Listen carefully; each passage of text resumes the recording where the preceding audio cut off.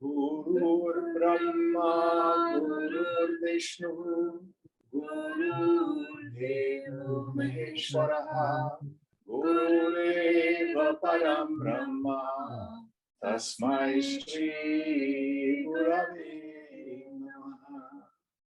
Chinmayam Vyapyat Sarvam Trailokyam Sacharacharam Tatpadam Darshitam Yena Tasmai Shri Gurave Namaha.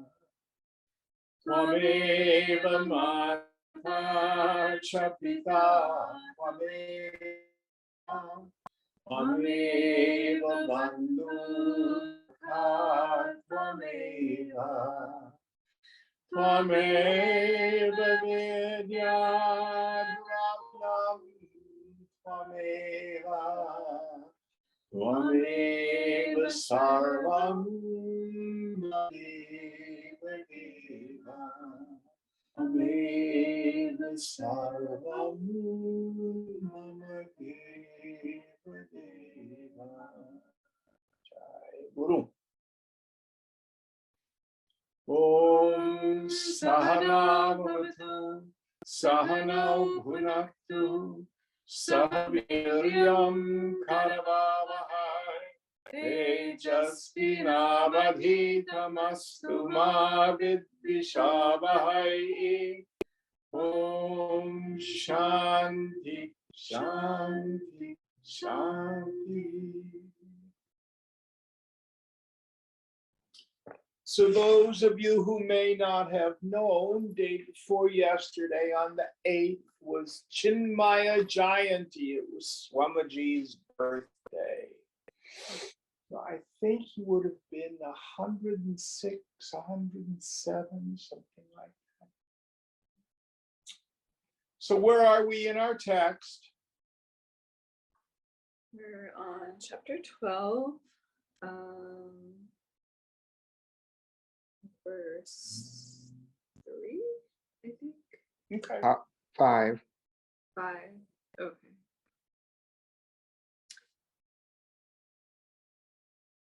Deha bhimani no dukkham na dehasya swabhavataha swapavata praharnaya tattvam mityukchate Trishe. Pain belongs to one identifying with the body. One not identifying oneself with it, as in deep sleep, is therefore by nature free from pain. The teaching, thou art that, is imparted in order that this identification might be removed from the self. Yes. So when we think of pain, we want to think of it in its largest context. So there's physical pain at the level of body.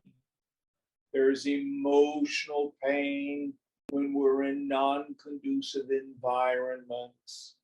There's intellectual pain when we have doubt and confusion.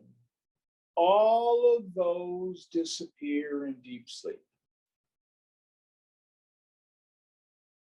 So the ego connected with the mind need to be operative for us to experience dukkha. They are not qualities of the self. So here Shankara is saying, suffering never touches me.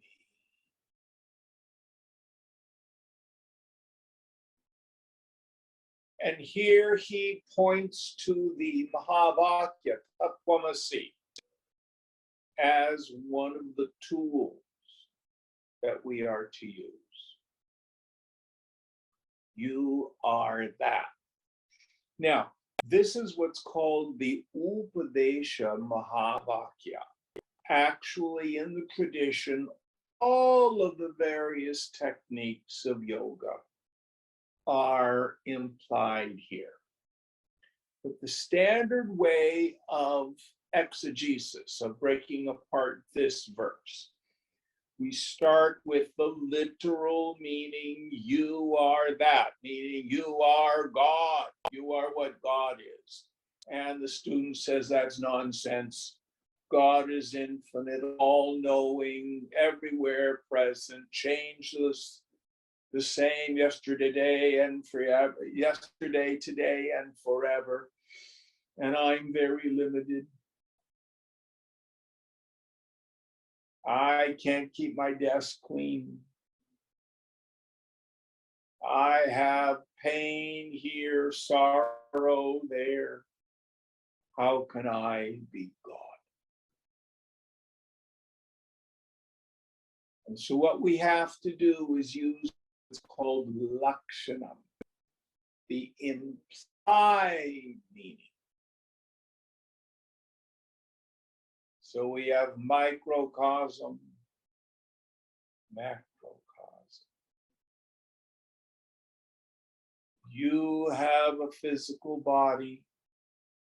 The infinite has, as it were, a physical body. We call it the Jagat, the phenomenal universe. You have a subtle body, a world of thought and feeling. The macrocosm has a subtle body. We call it the total mind. You have a causal body, your particular bundle of vasanas. The macrocosm has a causal body. We actually call it Ishvara, usually translated as the Lord. But the root is ichati, which means to wish, to will, to intend. The cause of all this, the total vasa. But at the core of your being, you are witnessing consciousness, which is ever the same, the space of pure awareness. And Brahman, the ground of being of the whole universe, is consciousness. Tat. You, Tvam, are that consciousness.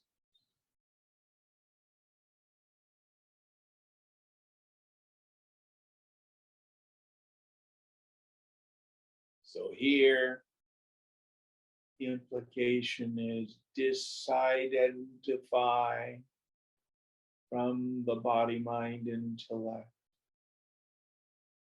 Remember who you are. See this world as it is, like a dream, like the reflection in a mirror. Don't worry about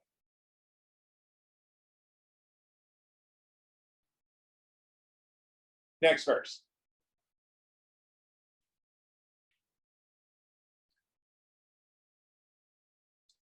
Sheshchaya yadarudha mukhachayena darshane pasyanstam pratyayam yogi drishta atmeti manyate. An ignorant person mistakes the intellect with the reflection of pure consciousness in it for the self, when there is the reflection of the self in the intellect, like that of a face in a mirror. Yes. And the word here is chaya. Chaya here means both reflection and shadow. Those of you who've taken the art of meditation class or any one of my beginning classes, I'll do the trick where I'll turn on the LED lights and I'll bring out my little mirror and then I shine the light in people's faces we have the question, is there a light in the mirror or not? Well, there kind of is and there kind of isn't. No light in the mirror. But when I catch the light of the LED lights, a reflected light shows up in the mirror that I can aim at people's faces. So also, Swamiji used to say, the ego is consciousness caught in the web of thought. It seems like I am Jim or Justin or I'm a person.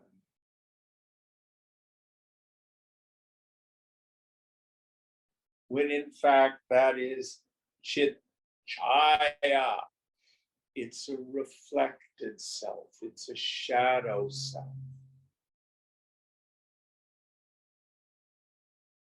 It's not real. It's not permanent.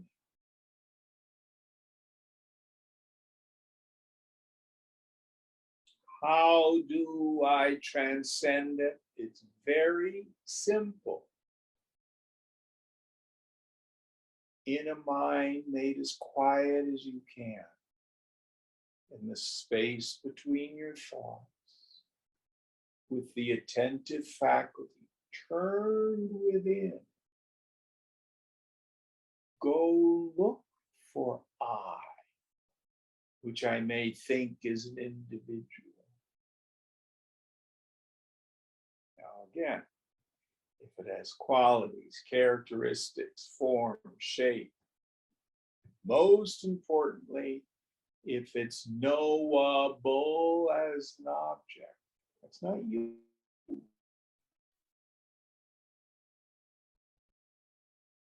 You are.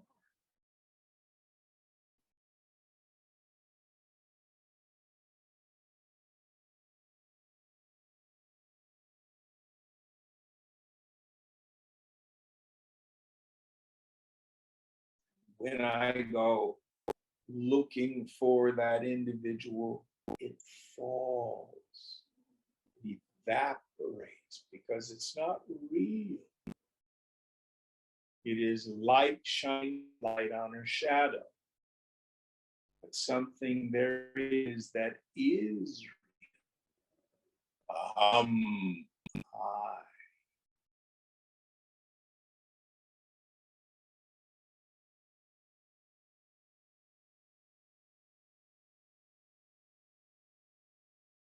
And none of the problems belong to it.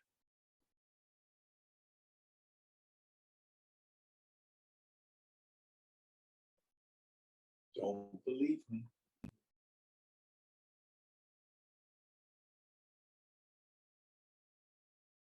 Next verse. Tam cha murham cha yadyanyam pratyam veti no drishehe sa eva yoginam preshto netara syana sanshayaha. He who looks upon the ego, the indiscrimination that produces delusion and other mental modifications, or the reflection of the self in them, as having no connection is, without doubt, the dearest to the knowers of Brahman. No one else is so. So this is a subtle verse. In the end, this ego sense, this karta, this sense of doership in the subtle intellect is not evil. It's not bad. It's just not you.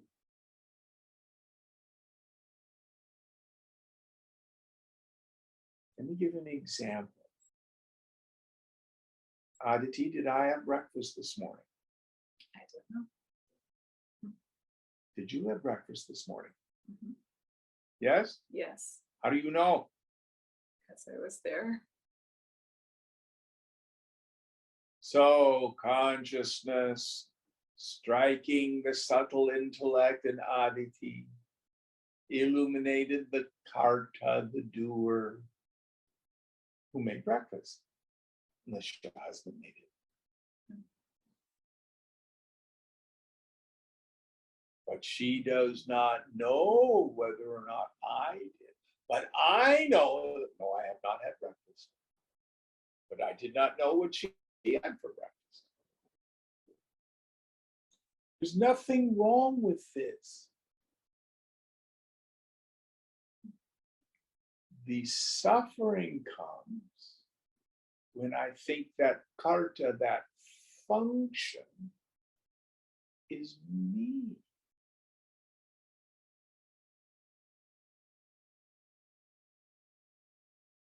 So, with that in mind, let's go back through this verse. Read the English one more time.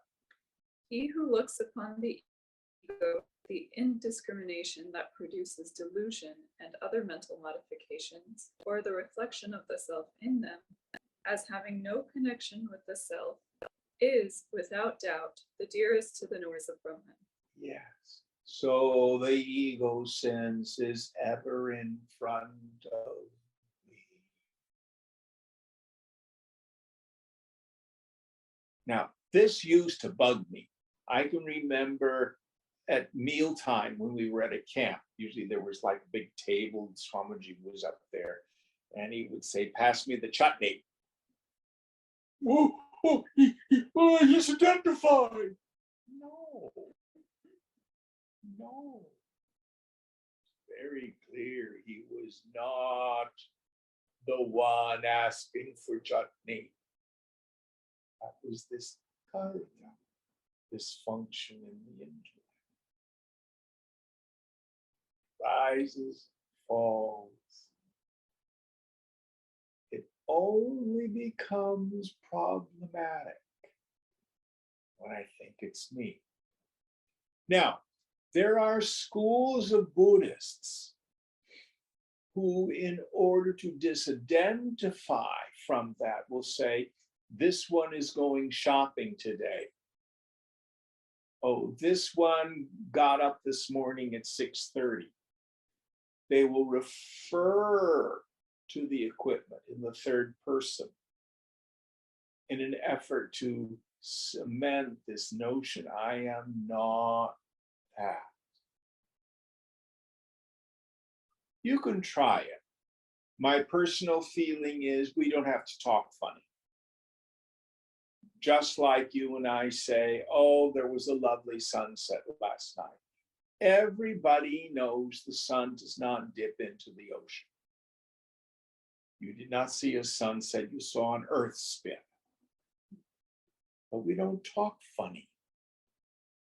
Oh, the sky was so clear and blue yesterday afternoon. Today, the sky is all dreary, overcast. The sky was not blue. The sky is not overcast. If I were in a plane, I look down and see the cloud. It's simply a way of speech. But you need to know. We need to know. Not this.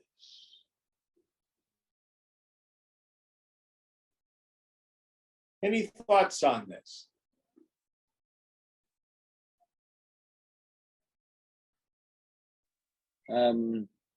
It's really what I think every religion struggles with, is holding on to that ego, even in the afterlife. You know, am I going to heaven? Am I going to hell? Is it, you know, and it's very interesting how even for myself, I'm still holding on so much of my ego, and yet I want rewards. But yes, it is something I still struggle with quite a bit, and we all do. And the thing is, you see the ego holding on to praise or importance and things like that, but you watch it. it's not you, it's just ego. Yeah. It's very, very difficult to detach from, I would argue. But if you continue with the self-inquiry, Justin, you will see as a direct experience. No, Yeah. I'm not ego, I'm the space of consciousness. Yes, I understand. But it's definitely my ego that holds on to it, though, is what I'm saying. Yes. Well, and here Shankara says, those who can let it go, they're the ones who are most dear. They're the wisest. All right, next verse. Vigyate yastu vigyata satvamityuchyate yataha sa sasyadhanubhavastasya tato nyo anubhavo mrisha. It is the knower of knowledge that is referred to by the word Tao in the Shruti. The understanding of the term Tao in this sense is correct. The other sense different from it is due to superimposition. Yes. So he's now again riffing on that thou art. Thou merely means you. And what are we referring? Are we referring to the equipment? Are we referring to the ego? Or are we referring to consciousness itself?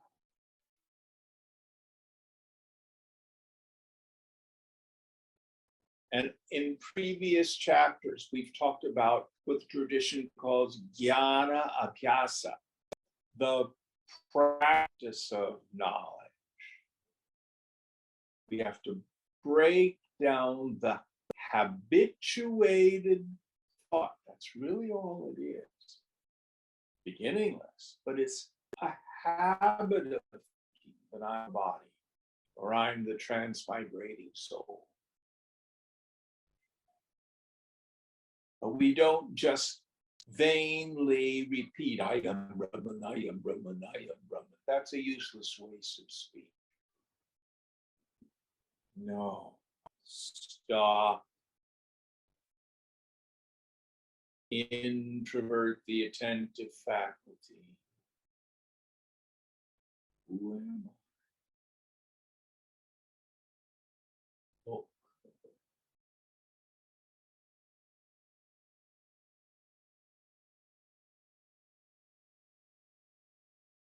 Oh, there's nobody there. I forgot.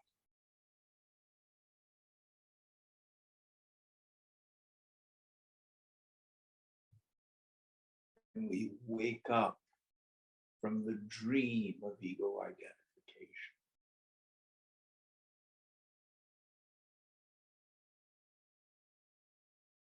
Next verse. Rishi rupe sada nitye darshana darshane mai katham syatam tato nyaya ishyate nubhavastataha. How can there be knowledge or ignorance in me, who am eternal and always of the nature of pure consciousness? No knowledge, therefore, other than self can be accepted. Yes. This is a very subtle verse. And what Shankara is pointing at is we actually have two kinds of knowledge that we're dealing with. The first knowledge, I call it the real knowledge with a capital R.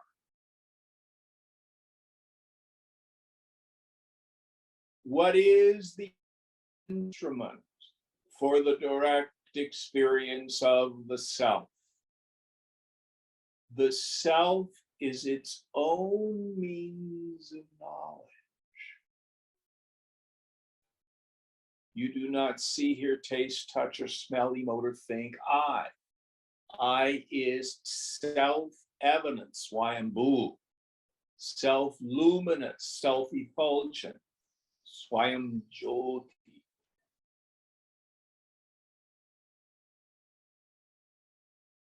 And it's perfect. It cannot be gained. It cannot be lost. The great cosmic joke is everybody already has it.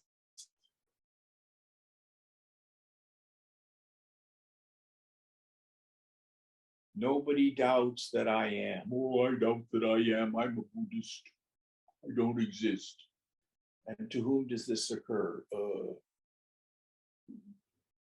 No one can negate awareness.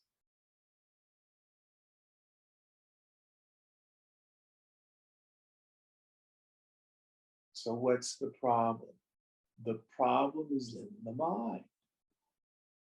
The mind in ignorance thinks, I am the body, I am the ego.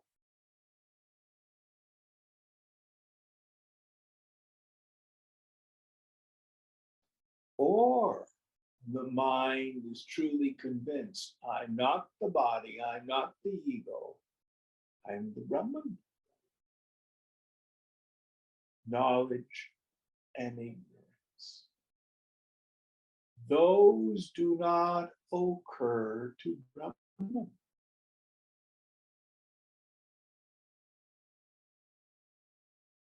They occur in the world of Maya. Doesn't mean they're not important. You have to be very careful when we read a verse like this, because the Vedanta logic loop is self-realization isn't real. Knowledge isn't real. Therefore, why bother with it? I feel crappy, so I think I'll just shoot heroin. That's not liberation. Both bondage and liberation occur to the mind. The self is ever free. What is the liberated personality? What is the liberated mind, the awakened mind? It is the mind that realizes the self is ever free. Oh. Now, why does Shankara bring this up? Because for many of us, there is a state where our knowledge is intermittent. We have a very deep meditation and it's clear, oh, I'm the consciousness. Or we come to class, we get tuned up. Oh, my knowledge is very clear. Yep. Aham Brahmasmi, I am that. And then we go into our regular transactional world and we forget. And we suffer. And then frequently as yogis, we add to the suffering. I'm a terrible yogi. I'm all identified. Will I ever be through with this? I'm sure none of you have ever had that thought. So Shankara says, don't worry about it. Those moments of ignorance are not real. And in the end, the awakened state of mind also occurs in the phenomenal world. Why is it important to see that? So that you don't walk around thinking, oh, I'm different than everybody. I'm an enlightened person. Touch my feet.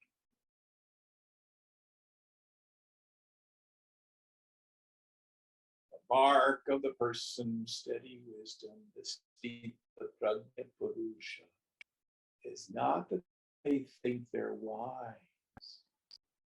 Not that they think they know something special. They know they are Brahman. And they know that all personal sense of self is just an illusion.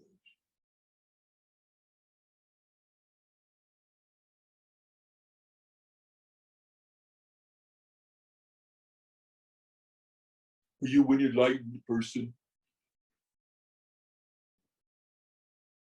I'm the changeless reality that is birthless, deathless, ever shining as immutable consciousness.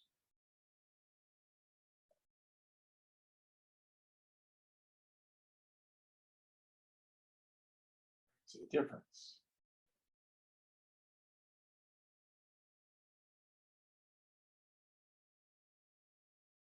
Next verse. Yatstapoyo raverehe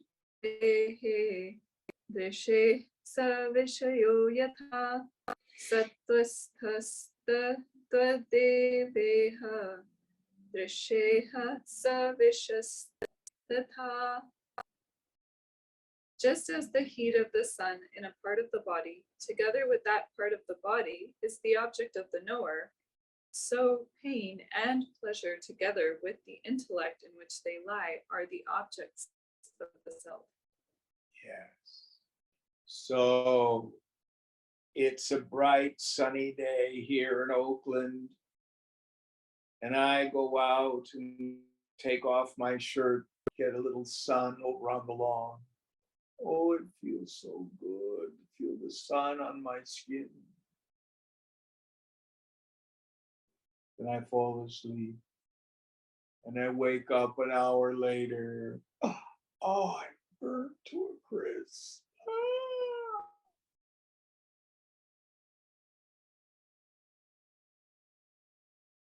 But I know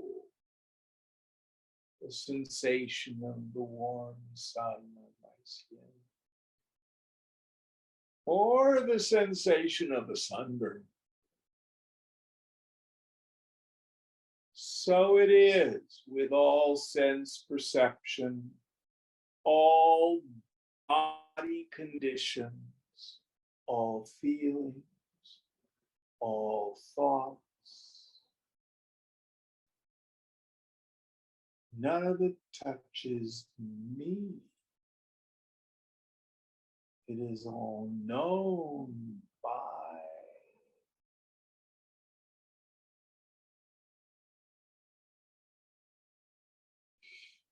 And another way to look at this verse, it is by the light of the sun that the body is able to feel the warmth. But that's different than the sun. It's there, eternally shining. So you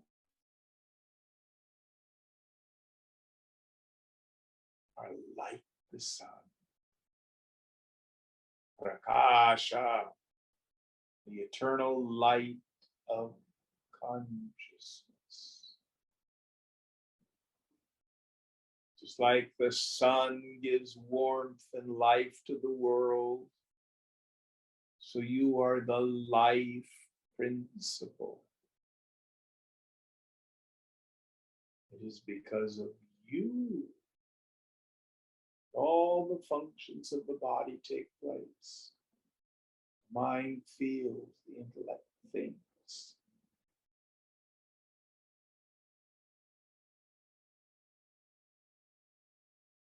Next verse.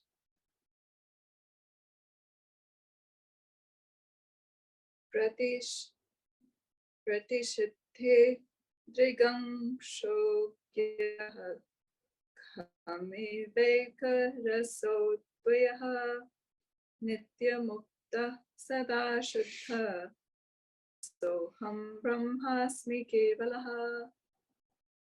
I am Brahman without attributes, ever pure, ever free, non-dual, homogeneous like the ether, and of the nature of consciousness from which the object portion has been negated. So constantly remember, not the body, not the energy, not the feelings, not the thoughts. Ever the witness.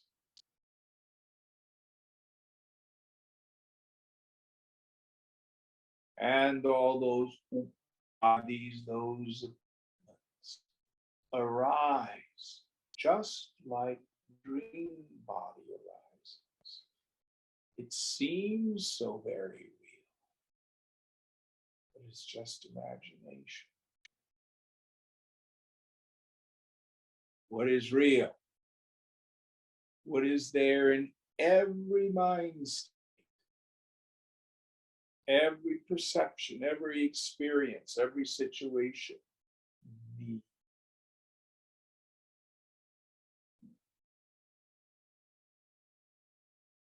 I do not change when the equipments change.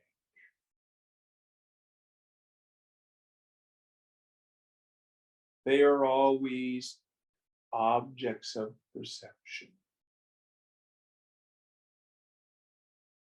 Locus of sentience is me.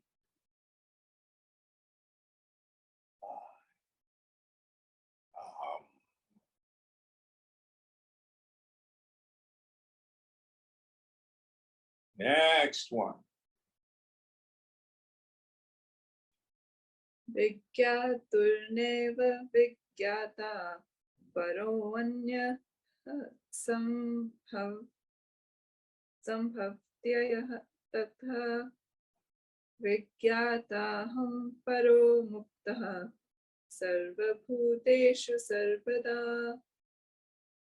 I am always the free supreme knower in all beings, inasmuch as there cannot be a more comprehensive knower different from me.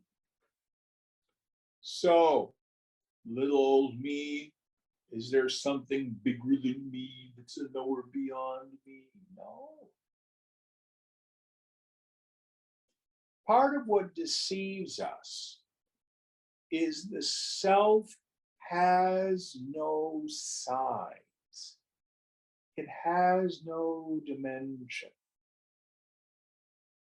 Sometimes it seems like I'm a little point peeping out. Sometimes it seems vast, an ocean of consciousness. But the truth is, it is outside of time and space. It's far away because it also pervades time and space. But it is without dimension.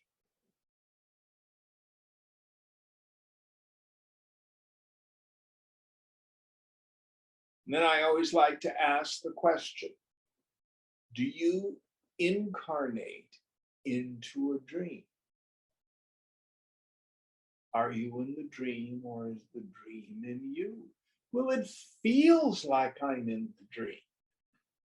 It feels like I'm inside the dream body, peeping out of the dream senses. But upon awakening, I see that's a spiritual optical illusion. The dreamer, the dream body is in me. I am not in it. Neither are you in your physical body in the waking state.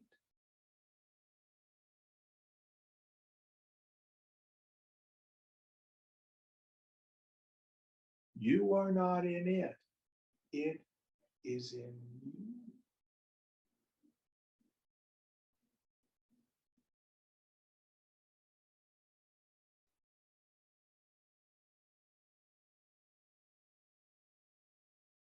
Go nowhere.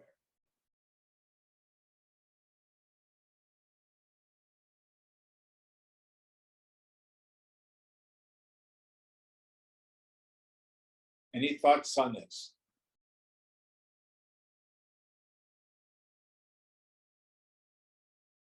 Next verse. Yo veda lupta drishitva matmano kartritam tatha brahmavitvam tatha muktva sa atmagyo na chetaraha. He who knows that the consciousness of the self never ceases to exist, and that it is never an agent, and also gives up the egoism that he is a knower of Brahman, is a real knower of the self. Yes. Oh, this is good. I am never an agent. I am kutusta. Kuta here has two meanings. Can either mean like an anvil, so all the horseshoes or the swords or the knives or everything change, but the anvil never moves. Could also mean a mountain. So relativistically speaking, the mountain does not change. The weather changes on it. The mountain is stita, still standing. Kutusta. Meaning absolutely still. Ever the knower of all the changes.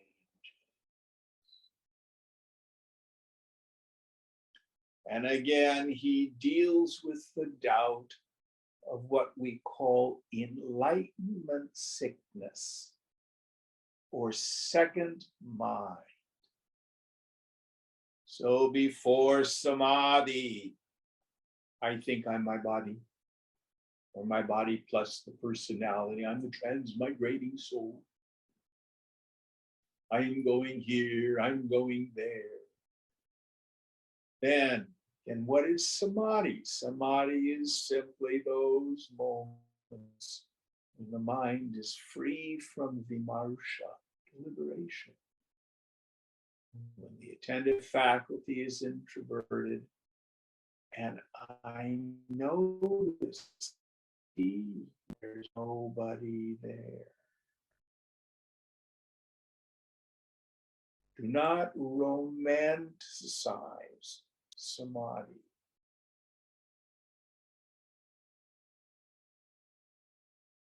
Don't worry too much about samadhi. Point of it all is, do you know who you are? But if returning from samadhi, for many people, I see, I know it now. Oh my gosh. I am like now. How come I don't have great psychic powers? You got to treat me differently now. I know Brahman.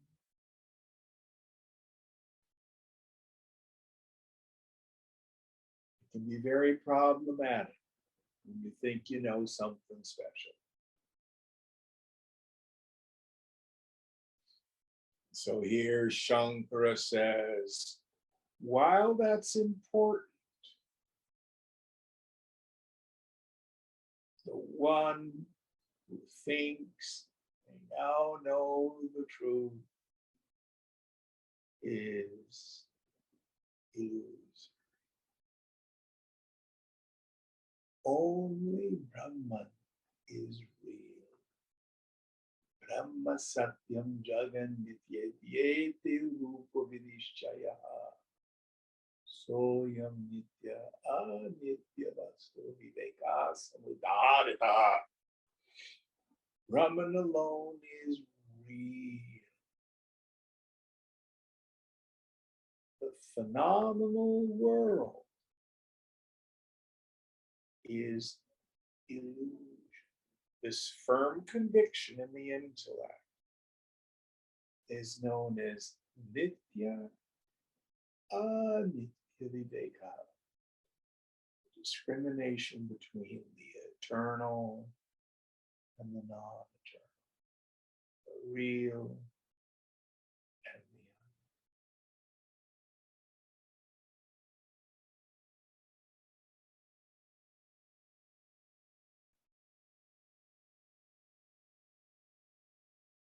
How is it that you can tell if you're getting identified with this second mind? You got to tell everybody about it. I'm an awakened person. I'm enlightened. I've had this deep experience.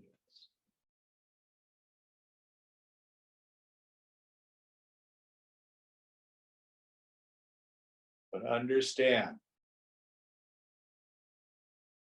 as Meher Baba used to say, everybody's already realized. What's the real self-knowledge? Are you you? What is the means of knowledge for knowing you or you?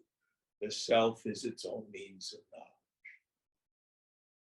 Guess what? Everybody already has it. So he used to say, everybody's already realized. Don't worry. Be happy.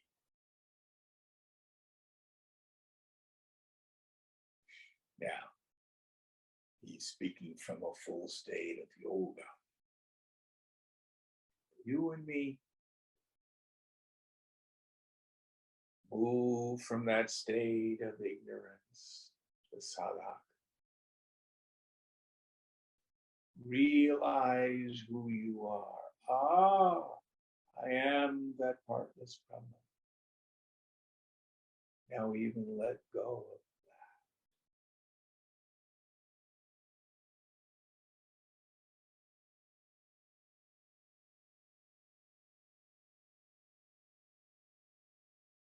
that. Any thoughts on this?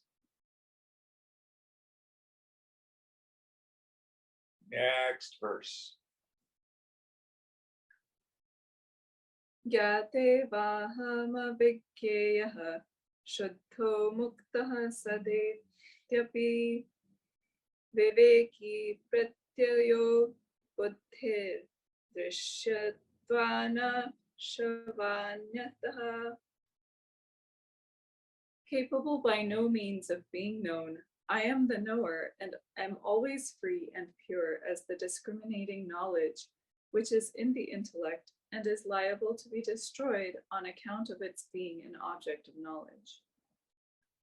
That's a bit convoluted language. Read it again for me, please. Capable by no means of being known, I am the knower and am always free and pure as the discriminating knowledge which is in the intellect and is liable to be destroyed on account of its being an object of knowledge. Yes. To put it more simply, the thought, I am Brahman.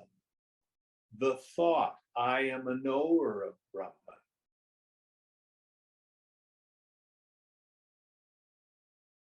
Is illusory.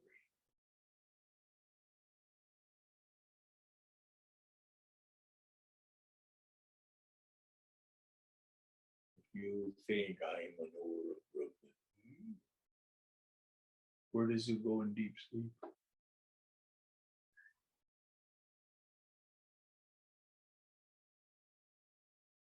Now, there's a paradox here.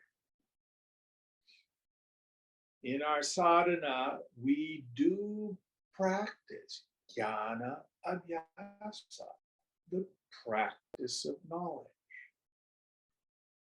Shankara has two very colorful metaphors. The first, this jnana abhyasa, is like a stick used to stir the funeral pyre of a corpse-like ego. But in the end, you toss the stick on the funeral pyre too. Or not babodha. We have the metaphor of the kataka nut powder. In ancient times, when the monsoon would come and the rivers would be in flood, there'd be silt in the water, in the tanks, suspended. So they scooped the jars into the water, and it was muddy. So they would grind up this powder, this kataka nut powder, put it in the jar, and it did something with the surface tension. I don't understand the chemistry, but it would collect all the silt and then it would sink to the bottom and you could decant the pure drinkable water.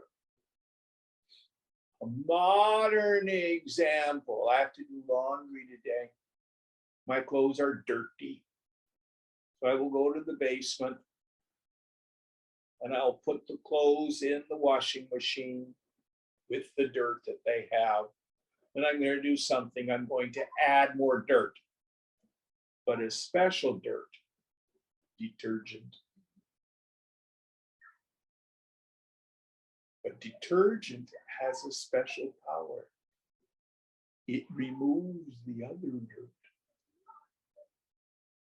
But don't forget the rinse cycle.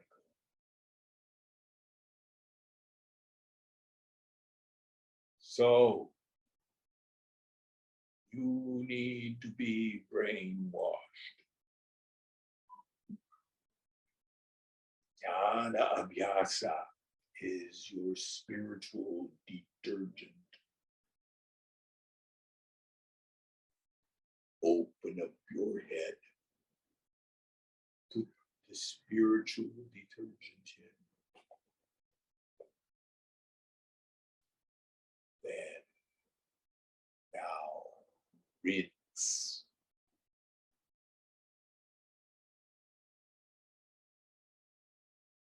Forget even the jnana abhyasa.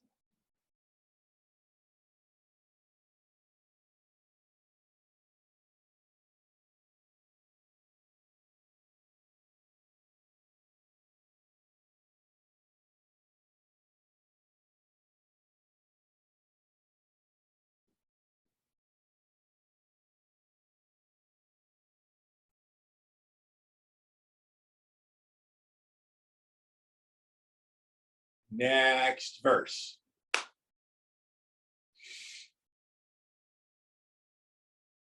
Alupta tvamano drishtir no notpadhyo notpadhya karyataha drishyaya nanyaya drishtha janyatasya prakalpita.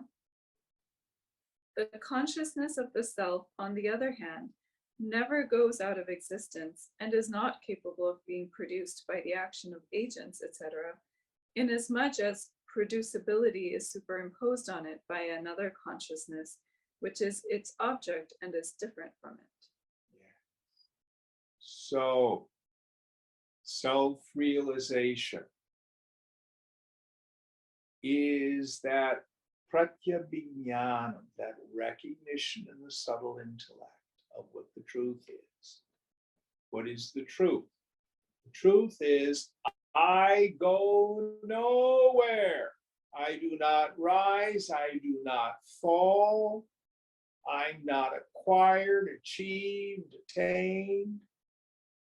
I'm always me.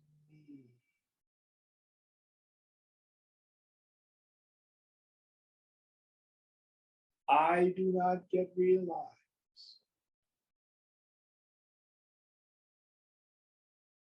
I am already self-evident.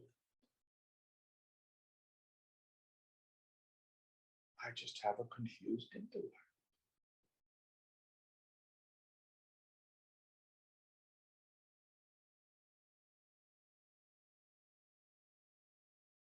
The only thing that's real is the self-evidence of the self. Everything else is anitya, unreal. Vaidhatya, false.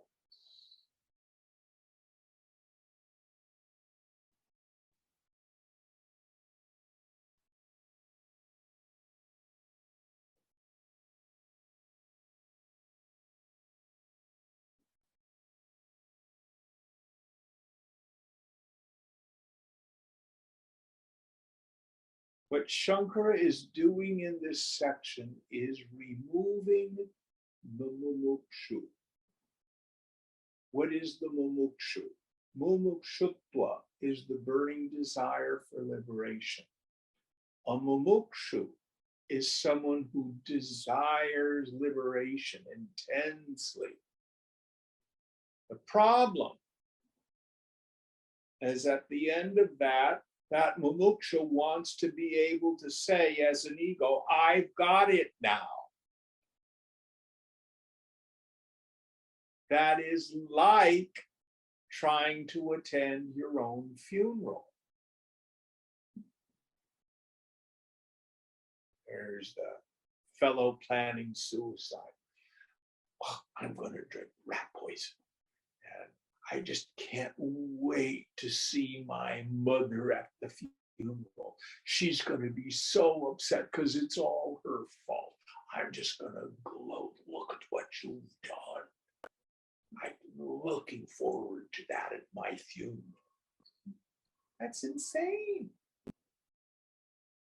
Or the other way, I've accomplished so much. I'm a famous miss, and I'm very good at that.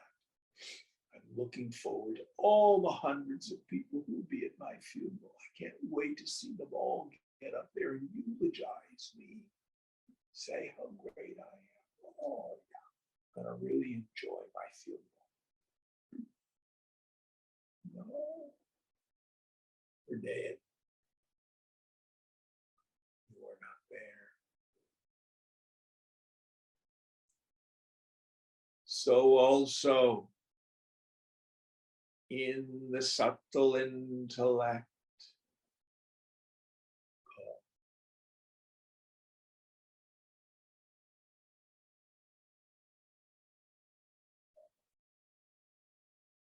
I was talking with a student who saw that they were attached to wanting to get approval and praise for their work.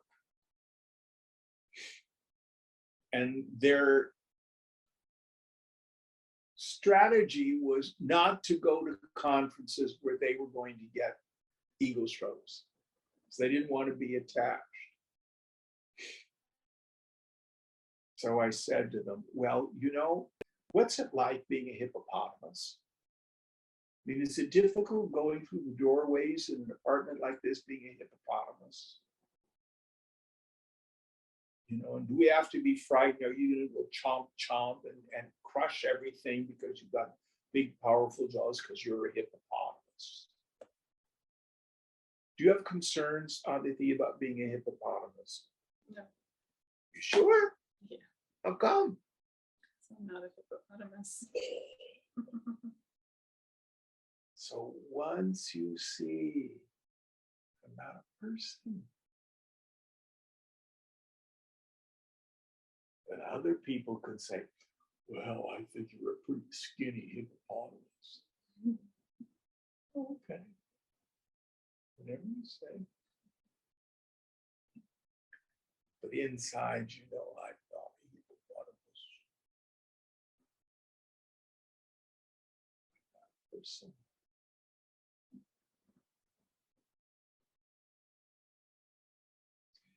Neither are you.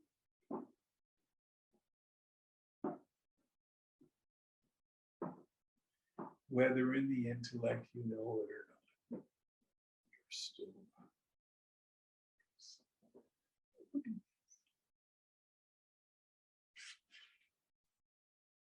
It's all running. All right, another one. Dehatma buddhatapechatvad datmana kritata mrisha neva kinchit karo miti satya buddhi pramanaja. The doership of the self is false, as it depends on the misconception of the body being the self. That I do not do anything is the true knowledge which arises from the right evidence, the Vedas. Yes. So there's wonderful synchronicity here we're covering the same idea in the third chapter of Gita, the renunciation sense of aiding. It seems like I desire, I choose, I do. And there's a person there who thinks I do or I don't do. What is the agent?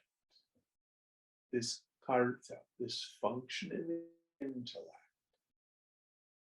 It is guna and karma.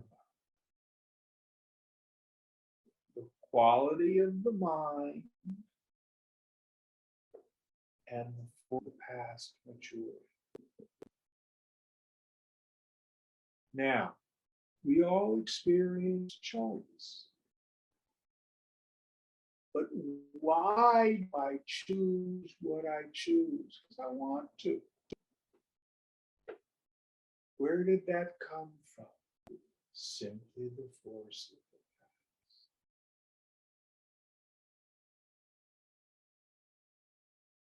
past. Aditi was in a dance concert Sunday. Why did you want to be in a dance concert?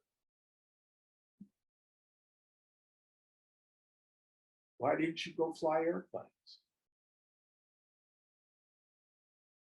Do you know why? Not really, no. Yeah. Force of the past.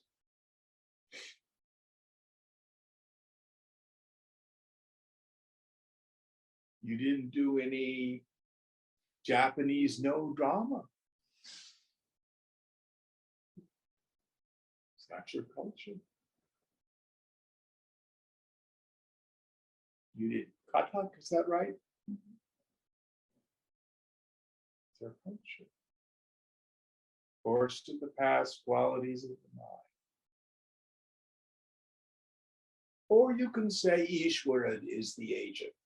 It's all being done by God.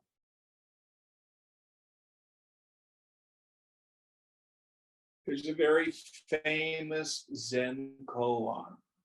From where you are sitting, move the distant boat across the water.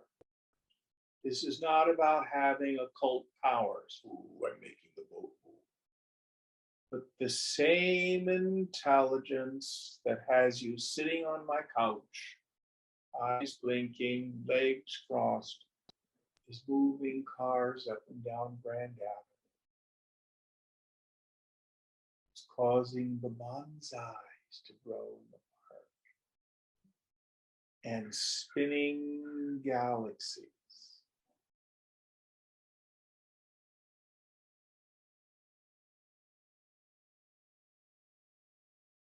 But consciousness ever is the unmoved and unmoving witness.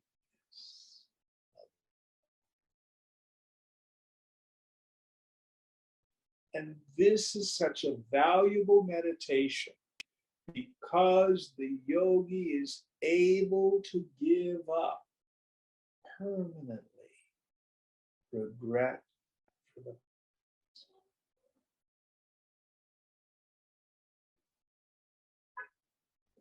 We did what we did. We could do no other. Prarabdha. And we can give up worry about choices and should I move to Dallas or should I stay in California? Should I take this job or that job? Should I marry this person or not? You're going to do what you're going to do. It's written in eternity. Prarabdha karma.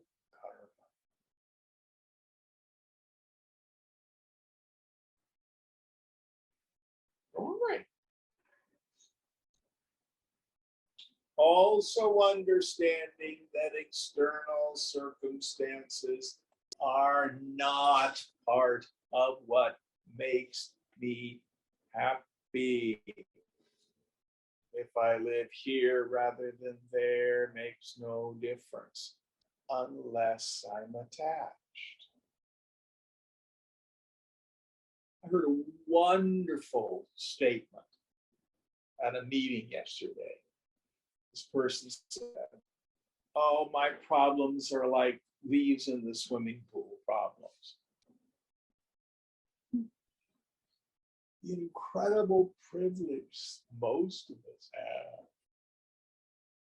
Oh, I have leaves in the swimming pool.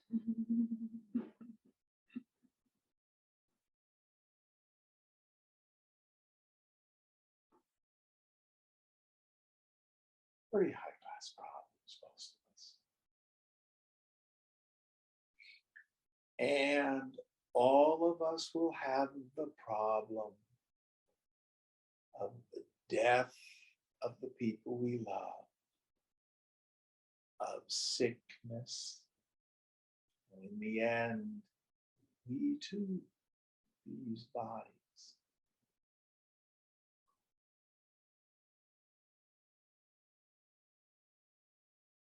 Why worry over the inevitable?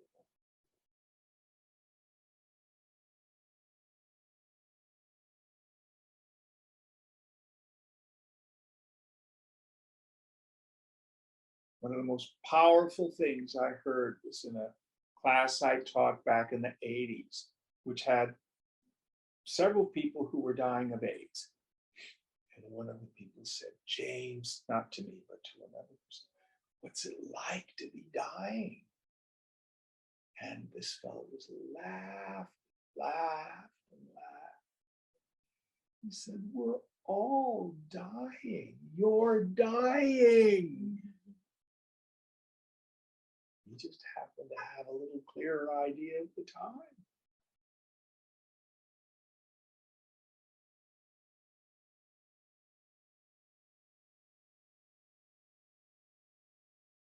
So, nothing to be afraid of.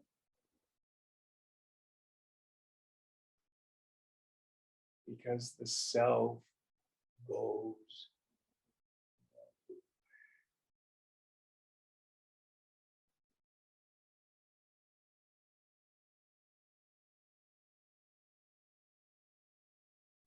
Okay, good place to stop today.